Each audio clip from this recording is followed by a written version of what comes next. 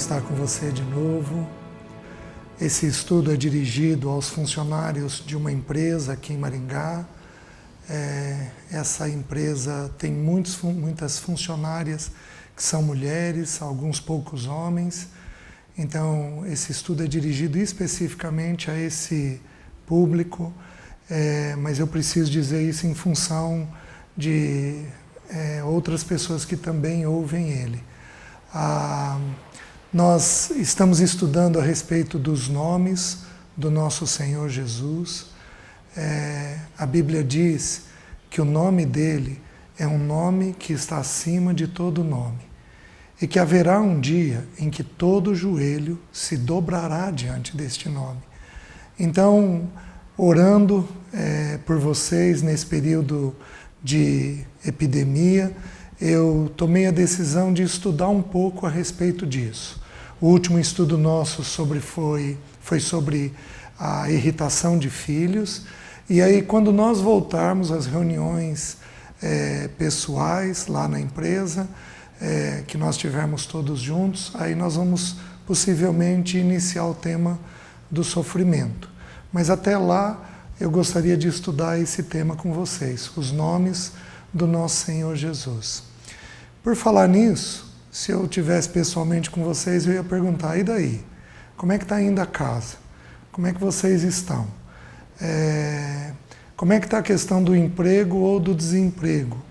Eu gostaria muito de poder ver vocês pessoalmente, para poder perguntar, para poder orar com vocês pessoalmente por essas necessidades. Então eu quero que você saiba que eu, minha esposa, nós temos orado por vocês, pela empresa, pelos líderes da empresa aqui em Maringá, para que as pessoas tomem decisões com sensatez, com equilíbrio, e para que vocês tenham, nessa situação toda, uma oportunidade de conhecer um pouquinho mais quem Deus é, quem é a pessoa do Senhor Jesus. Então, estamos aí em oração com vocês, tá bom? Eu gostaria de avançar um pouquinho mais e estudar mais um nome hoje. Talvez o principal dos nomes que o nosso Senhor toma, ou talvez o nome mais abrangente que ele toma, né? Então, se a gente seguir lá no livro de Mateus, capítulo 2, versículo 15, versículo 13, diz assim: tendo eles partido, eis que apareceu um anjo do Senhor a José em sonho e disse: dispõe-te, toma o menino e sua mãe, foge para o Egito e permanece lá até que eu te avise, porque Herodes há de procurar o menino para o matar. Dispondo-se ele, tomou de noite o menino e a sua mãe e partiu para o Egito. Aí o versículo 15, que é o que eu quero. E lá ficou até a morte de Herodes, para que se cumprisse o que fora dito pelo Senhor por intermédio do profeta: do Egito chamei o meu filho. Então eu gostaria de estudar com você a respeito do nome filho. Nós já estudamos 4 nomes do nosso Senhor. Nós estudamos Jesus, nós estudamos Cristo, que significa ungido, nós estudamos Emanuel, que significa Deus conosco, e nós estudamos guia. Então hoje nós vamos estudar um pouco o nome filho. A palavra filho no grego significa ruios, e ele é usado em vários sentidos. Ele pode nos dar o sentido de um filho adulto, maduro, mas ele também tem o sentido daquele que provém de um pai. Então a palavra filho, ela vai ter muito a expressão do caráter do pai. Então o Senhor Jesus, ele toma esse nome de filho, ou Deus dá para ele esse nome de filho. Deus concede a ele essa terminologia, revelando que ele expressaria aquilo que Deus Pai é. Então, Deus, ele é grande demais para nossa mente limitada a entender. Então, Deus se apropriou de algumas figuras terrenas que nós temos para ele poder expressar um pouco do caráter dele. Ele faz isso através dos nomes que são tirados dessas figuras. Então, nós temos muito claramente essa realidade de uma família, de um pai, de um filho. Nós conhecemos bem essa realidade. Então, Deus se apropriou disso para poder levar a gente a compreender qual é a natureza dele e qual era a natureza do seu filho. Um filho, ele tem a genética do pai. Ele tem também a genética da mãe. Então ele, em geral, expressa, ou fisicamente, ou emocionalmente, traços que são encontrados no pai. Jesus, ele recebe o nome do filho porque ele vai receber a expressão daquilo que Deus é, daquilo que o Pai Celeste é. Então, uma vez, um dos discípulos, Filipe, ele perguntou para Jesus, essa figura do Pai Celeste era tão importante que Filipe perguntou para Jesus da seguinte maneira: Senhor, mostra-nos o Pai, e isto nos basta. João capítulo 14, versículo 6. E Jesus responde da seguinte maneira: Filipe, há tanto tempo eu estou com você e você ainda não compreendeu? Quem me vê a mim, vê ao Pai. Então, o Filho é a expressão do Pai. Então, como é que Deus se fez conhecido nessa terra? Ele se fez conhecido nessa terra através de um Filho, que reflete quem Ele é. Nós temos filhos que refletem, às vezes, um traço do nosso corpo, a altura nossa, um jeito nosso, uma mania nossa. Nós temos filhos que refletem a nossa emoção. Tem filhos mansos, como a mãe é mansa, como o pai é manso. Os filhos tendem a refletir as características que os pais têm. Jesus reflete integralmente a característica do Pai Celeste. Ele é tudo aquilo que o Pai Celeste é. Tudo aquilo que o Pai é, Jesus é. Então, o que você precisa entender? Que Jesus tomou este nome para expressar a imagem de Deus. Mas, se você estiver aí com a sua Bíblia aberta, acompanhando esse estudo, eu vou citar apenas os textos. Aí você vai lá, olha eles, e aí eu vou explicar cada um dos textos. No livro de Mateus, esse nome se desdobra. Então, existem várias expressões para filho. Então, é usado Filho de Deus, depois em Mateus 4:3. Depois é usado Filho do Homem, em Mateus 9:6. Depois é usado Filho de Davi, em Mateus 12:23. Depois é usado Filho do Carpinteiro, em Mateus 13:55. E depois é usado Filho do Deus vivo, em Mateus 16:16. E eu queria explicar rapidamente cada uma dessas expressões. A expressão que primeiro é usada, em Mateus 4:3, é que ele é Filho de Deus. Então, como eu já disse até agora, o que significa ele ser filho de Deus? Significa que ele é a expressa imagem de quem Deus Pai é. Deus é amoroso, Jesus é amoroso. Deus é firme, Jesus é firme. Deus tem no seu caráter santidade, Jesus era santo, não houve um pecado nele. Havia em Deus Pai misericórdia, que é um sentimento de compaixão pela miséria humana. Jesus tinha profunda compaixão pela miséria humana. Ele socorreu todos aqueles que o Pai quis que ele socorresse. Então, tudo aquilo que existia em Deus, existia no nosso Senhor Jesus. Jesus é a imagem de Deus. Este Filho de Deus tem nele, na pessoa dele, tudo aquilo que havia em Deus Pai. Então, essa é a primeira expressão, Filho de Deus. A segunda, que nos aparece em Mateus 9:6, ela é filho do homem. Então, essa expressão agora, filho do homem, ela está ligada ao fato de que Jesus é a excelência da criação. Jesus é tudo aquilo que o ser humano deveria ser. Tudo aquilo que o ser humano deveria ser, Jesus é. Tudo aquilo que Deus criou Adão para ser, porque Adão era filho de Deus. Mas Adão e Eva viviam num ambiente perfeito, no Éden, eles viviam no jardim de Deus, e ainda assim, Satanás conseguiu envolvê-los e seduzi-los, e eles, por desobediência, em especial Adão, tomou daquele fruto e comeu. Então o homem, ele deixou de ser aquilo que Deus queria que ele fosse. Deus queria que Adão tivesse expressado a imagem de quem Deus, Pai, é. Mas Adão sucumbiu ao pecado, ouviu a voz de sua mulher, e todos nós herdamos os efeitos disso até hoje. Então Jesus vem como o Filho do homem. Homem ali é escrito em H maiúsculo. Por quê?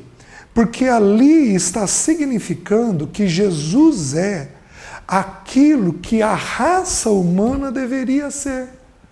Então nós amamos a Jesus, nós buscamos a Jesus, nós desejamos esse Filho do homem, porque esse Filho do homem é tudo aquilo que Deus criou eu e você para sermos. Então, nós buscamos este modelo, este exemplo. Nós buscamos este irmão mais velho. Jesus é o primogênito dentre muitos irmãos. Então, ele é o primeiro de muitos irmãos, de muitos filhos. Por quê? Porque ele é o filho em quem tudo aquilo que Deus quer que nós sejamos é encontrado. Por isso, nós temos que ler a Bíblia. E nós temos que procurar Jesus na Bíblia. Por isso que a verdadeira igreja não é aquela que prega um título, uma placa, não é aquela que prega um projeto, não é aquela que levanta um homem. A verdadeira igreja é aquela que busca uma pessoa, a pessoa do Filho do homem. Porque ele é que nós imitamos. Nós não imitamos outro homem, nós imitamos apenas este homem. E aí o texto avança. O texto diz em Mateus 12, 23, que ele é filho de Davi. Filho de Davi, para o judeu, era extremamente importante, porque o judeu ele é muito ligado à genealogia. Os verdadeiros judeus, eles têm genealogias vastas, extensas. Até hoje eles fazem isso. Eles têm, então, de gerações e mais gerações de quem eles descendem. E a Bíblia dizia que o Filho de Deus, o Filho do homem, viria da descendência de Davi. Então, quando a Bíblia diz que ele é o filho de Davi, para o judeu, que é para quem o livro de Mateus é escrito especialmente, tem muito significado. Por quê? Porque Jesus, de fato, descende fisicamente da família de Davi, da genealogia de Davi. Então, isto é uma comprovação, muitas centenas de anos depois, de que o profeta tinha razão naquilo que ele havia escrito, que haveria da descendência de Davi um Messias, um Senhor, que se tornou então este Jesus, o filho de Davi. Que mais? Diz também que ele é o filho do carpinteiro. E aqui eu vou mencionar apenas rapidamente, porque semana que vem nós vamos estudar o próximo nome, que é Nazareno. Então o termo Nazareno, que é o que nós vamos estudar semana que vem, tem muito a ver com o filho do carpinteiro. O carpinteiro era uma profissão muito simples e muito básica. Muitos eram carpinteiros. Então era uma profissão de pouco reconhecimento. Era uma profissão de pouca valorização. Então, quando a Bíblia diz que ele é filho do carpinteiro, isto fala da plena humildade que havia em Jesus. A palavra humildade significa aquele que se abaixa. Jesus era Deus e ele se abaixou para vir nesta terra. Olha que interessante. Um rei nasce onde? Em geral nasce num palácio. Em geral nasce no melhor hospital. Em geral, antigamente, hoje a gente tem os hospitais, mas em geral os palácios promovem até um quarto pronto para o filho, o herdeiro, nascer ali.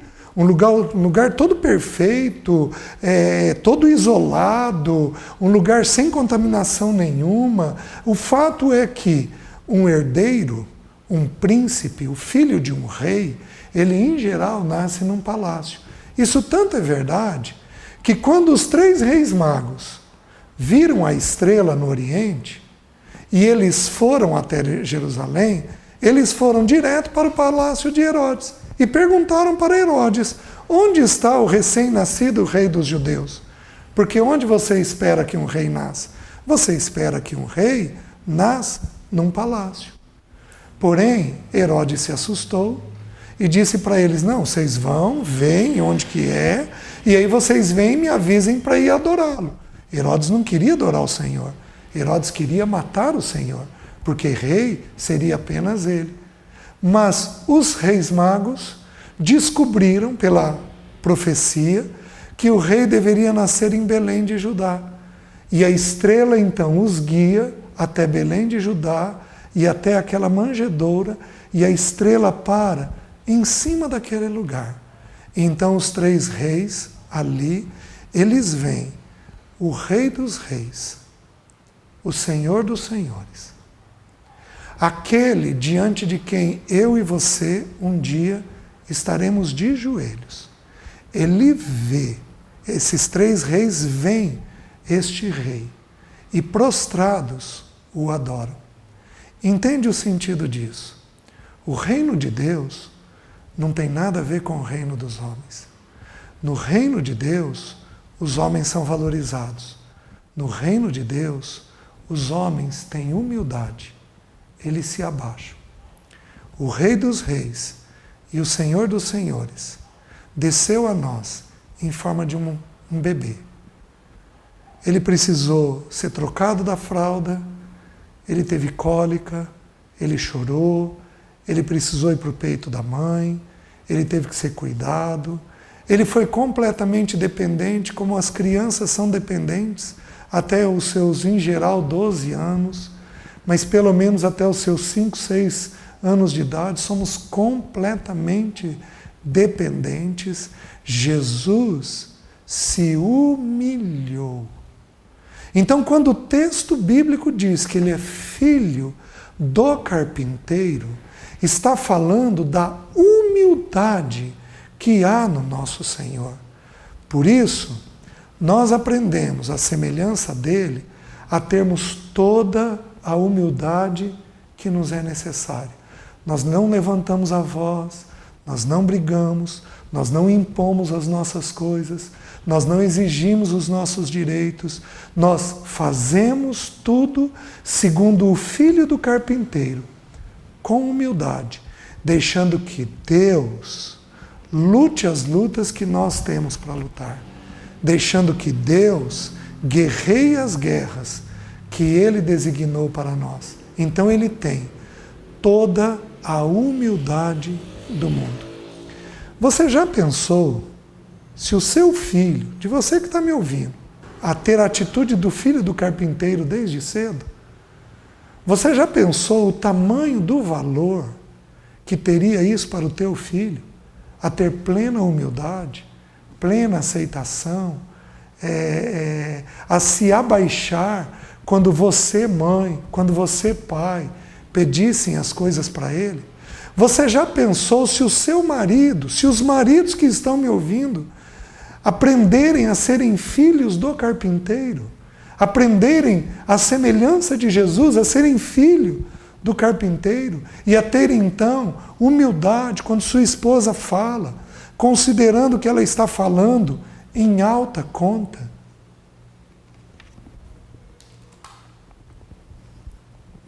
Você já pensou o valor disso dentro da sua casa? Você, mulher, tratando os seus com humildade, abaixada. Oh, queridos, aprendemos com esse bendito nome. E depois ele usa ainda mais um nome. Ele usa o nome do Filho do Deus vivo. Por que o Filho do Deus vivo? Lá em Mateus 16:16. Porque Deus é vivo. Ele existe. E Ele está governando toda essa terra, inclusive o coronavírus. Ele tem tudo nas suas mãos. Ele tem o meu emprego, o seu emprego. Ele tem a minha saúde e a sua saúde. Ele é um Deus vivo. Ele existe. Alguns não acreditam. E saiba você, alguns são inclusive céticos, são até ateus, não creem em Deus. E eu vou te dizer uma coisa, Deus ama, em especial, os ateus, aqueles que não creem.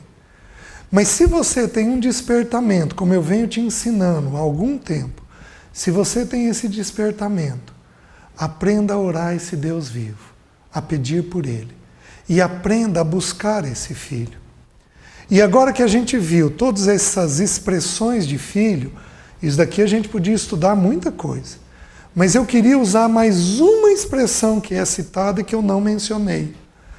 É citado em Mateus capítulo 3, versículo 17, a voz do Pai vem para o Filho. E a voz do Pai diz assim, este é meu Filho, amado, em quem tenho todo o meu prazer. Ele é Filho amado. Preste atenção.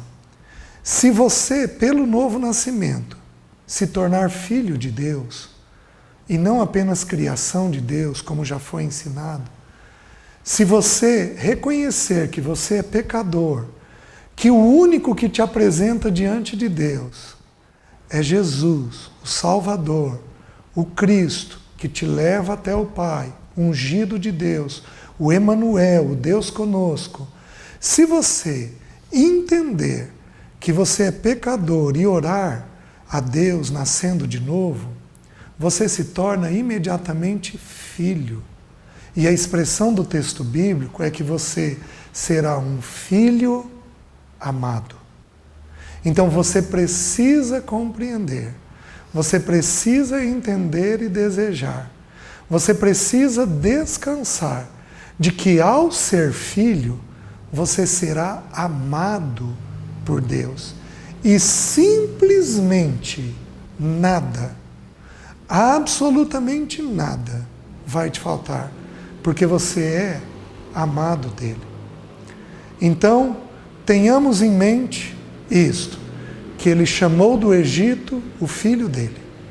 E que este filho é filho de Deus, é filho do homem, é filho de Davi, é filho do carpinteiro, é filho do Deus vivo. E mais do que qualquer coisa, ele é um filho amado. O mesmo amor que houve do Pai sobre o Filho, existe sobre mim e sobre você, que somos também filhos. Tudo bem? Amém? Graças a Deus. Deixe-me orar por você. Senhor, eu quero agradecer, porque esse nome é um nome maravilhoso. Não há nome como o nome de Jesus. E Pai, eu continuo a clamar como eu tenho feito todo dia, que essas mulheres que estão ouvindo esse estudo, que esses homens, que os filhos que estão ouvindo esse estudo, que às vezes até os membros das igrejas que estão ouvindo esse estudo, se porventura algum deles ainda não nasceram de novo, que o Senhor ganhe o coração deles. Ajuda-nos, Senhor, a termos arrependimento dos nossos pecados. Ajuda-nos, Senhor, a termos humildade de quem somos. Senhor, ajuda-nos a aprendermos com este filho. Ajuda-nos a lembrarmos que somos amados. Ajuda-nos a lembrarmos que ele foi o filho do carpinteiro e dá-nos a humildade que é necessária. Ajuda-nos a lembrarmos que Ele é o Filho de Deus e que o Senhor habitou plenamente nele. Ajuda-nos a lembrarmos que Ele é o Filho do homem e que Ele é então o nosso modelo, o nosso guia. Senhor, nos ajuda a lembrar essas coisas. Conquista o coração de cada pessoa que está me ouvindo. E, Senhor, eu oro agora por aquelas famílias que têm pessoas desempregadas. Eu oro pedindo que o Senhor, de uma forma milagrosa, providencie um emprego. E que eles vejam que isso é a tua mão. Não é a mão de ninguém, mas é a tua mão. Faz isso. Eu oro em nome de Jesus. Amém. Deixe-me te dizer mais uma coisinha que me ocorreu enquanto eu estava orando. O texto que conta que Ele é o Filho do homem é Mateus 9, ali, a partir do versículo 1 até o versículo 8. Esta porção das Escrituras conta que algumas pessoas levaram um paralítico para Jesus.